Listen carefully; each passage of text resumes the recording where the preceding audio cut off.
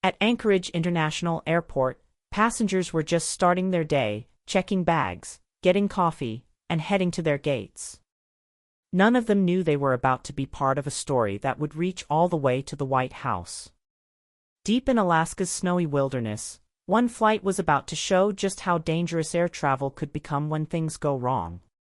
It was a crisp winter morning at Ted Stevens Anchorage International Airport, the kind of morning where coffee steam danced in the cool air and passengers hurried through terminals clutching their paper cups like lifelines. At Gate 37, a Boeing 737 waited quietly. Like thousands of flights before it, this one seemed utterly ordinary. The aircraft gleamed in the morning sun, its fresh paint job making it look almost new despite having logged over 25,000 flight hours. The ground crew moved around it with practiced efficiency, performing their routine checks with the precision of a well-rehearsed dance. What made this flight different wasn't visible to the naked eye. Hidden beneath the surface, beyond the reach of standard pre-flight inspections, something was waiting to turn this routine journey into one of the most remarkable incidents in Alaska's aviation history. The weather that morning couldn't have been more perfect for flying.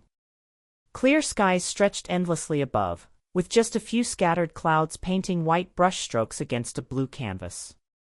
The forecast predicted smooth conditions all the way to the aircraft's destination. Sometimes, though, perfect conditions can be deceiving. As passengers filed aboard, none could have guessed that they were about to become part of a story that would change aviation safety protocols forever. They were everyday people, travelers tapping away on laptops, families heading on vacation. Each had their own reason for choosing this flight, unaware that their decision would lead them into an experience they would never forget. In the cockpit, the flight crew went through their standard procedures. The captain, a veteran with over 15,000 flight hours, and the first officer, equally experienced, worked in harmony. They reviewed weather reports, checked systems, and prepared for what should have been another routine flight from Alaska to New York. The maintenance log showed nothing unusual. The aircraft had received its scheduled checks, and everything appeared to be in perfect working order. But sometimes even the most rigorous safety protocols can miss the smallest detail, a detail that under the right circumstances could cascade into something much more significant. As the engines spooled up, their familiar whine echoing across the tarmac, there was no indication that this flight would be different from the thousands that had departed Anchorage before it. The ground crew gave their final signals, the pushback was smooth, and the aircraft began its taxi toward the runway. The morning sun cast long shadows across the taxiway as the plane made its way to the departure point. Other aircraft moved around it in the carefully choreographed dance of airport traffic. Air traffic control cleared them for takeoff, their voice crackling through the radio with the same routine professionalism they showed for every departure. The takeoff roll began normally. The engines responded with their usual power as the aircraft lifted off from runway 4 left, banking gently over the Alaska mountains. Nobody could predict what would unfold in the next 47 minutes. The plane climbed steadily through 3,000 feet, then 5,000, then 10,000, cutting through the morning air with practiced ease. As the aircraft leveled off at cruising altitude, something began to change. It started so subtly that most passengers didn't notice it at first. But in the complex systems of a modern airliner, even the smallest anomaly can be the first warning sign of something much more serious. Think about the last time you were on a plane. Did you notice every little vibration, every slight change in engine sound? Would you have recognized the difference between normal flight characteristics and the first hint of trouble? For the passengers and crew of this flight, the distinction was about to become frighteningly clear. So, what exactly was that first sign of trouble, and why did it make this veteran flight crew's blood run cold? The first indication emerged 23 minutes into the flight. A subtle vibration, barely noticeable at first, began resonating through the aircraft's starboard side. Most passengers were settled into their routines by then, some dozing off, others immersed in books or tablets. But for those seated near the right wing, something felt different about this particular tremor.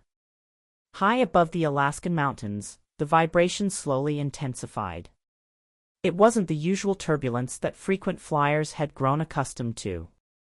This sensation had a distinct rhythm, a mechanical pulse that seemed to whisper through the airframe. In the cockpit, initial instrument readings showed minor fluctuations in the Wright engine's performance metrics. Nothing alarming yet, but enough to warrant closer monitoring. The flight data recorder later revealed that the engine's internal temperature had begun climbing at a rate of 2 degrees per minute, slow enough to avoid triggering immediate alarms, but fast enough to catch the attention of the experienced flight crew. The pilots monitored their instruments with growing concern, noticing subtle discrepancies in the engine pressure ratio readings. After a few minutes, the vibration pattern changed.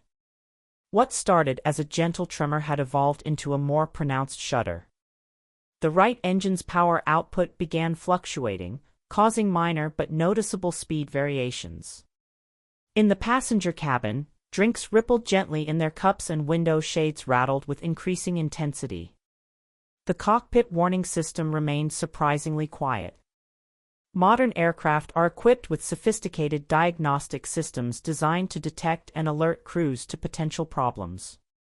Yet somehow, this particular issue seemed to exist in a gray area, serious enough to be concerning, but not severe enough to trigger automated warnings.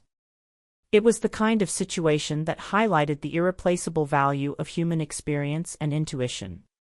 Flight attendants noticed it too. Their trained eyes picked up subtle signs that something was amiss. The normal hum of the aircraft had acquired an unusual undertone, a discordant note in the otherwise familiar symphony of flight sounds. They exchanged knowing glances, their years of experience telling them this wasn't typical turbulence. Onboard computers began logging irregular data patterns. The Wright engine's fuel flow showed microscopic fluctuations, deviating from normal parameters by fractions of a percent. These deviations, while minor, painted a picture of growing mechanical stress. The aircraft experienced a severe mechanical crisis when a protective cowling on the Wright engine began to peel away mid-flight at 36,000 feet. This critical failure exposed delicate engine components to harsh high-altitude conditions, causing increased vibrations and compromising the plane's aerodynamics. While standard procedure for engine anomalies involves descending to safer altitudes, the aircraft's position over the mountains made this approach risky.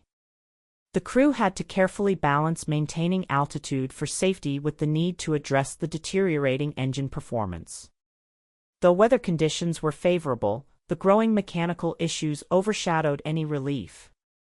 Passengers on the right side of the aircraft saw the partially detached cowling and the exposed engine, which shook with escalating intensity. The disrupted airflow created unpredictable vibrations throughout the airframe, challenging the crew's ability to maintain control. Their training and experience prepared them to anticipate complications, but this situation exceeded anything they had encountered.